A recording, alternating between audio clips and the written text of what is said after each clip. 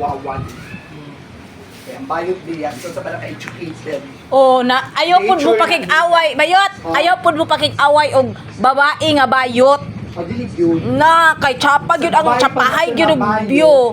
Kung tinuuray lang, wala siya kay just babae na bayot. It means assuming. Well, kami bayot, I'm not assuming na bayot na babae. Diba? Nagmama ang bayot. Oo. Nagmama ang bayot. Mas nilot magmama kay totally elaborate, no? Ay, nagmama ang bayot. Tagaay na na siya resita nga unsa to, unsa nga kanang bayolet na No, pod. resita because I know sa aking self-medication nila. Ang self-medication mo siya pinaka-the best ko ay Mao gani tagaay na dayon. no need na more resita. Teka ng resita, need na siya another hand to the recommendation. It depends on your mental illness. Nagmama ang bayot. So be kind to the ano na lang, Ay, naabot na ka sa animal. animalistic behavior. Ay, ginoo ko, Lord. Contrasting with argumentation. Da. Bayot buang. So ikaw, you have that animalistic behavior.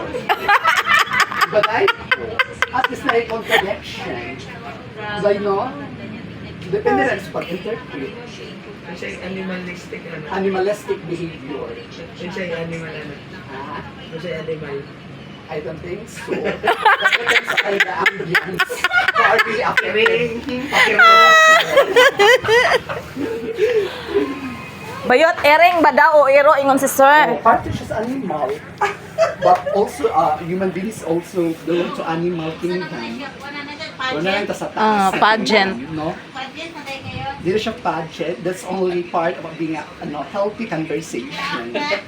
Being open-minded and broad-minded as well. English de. Okay de.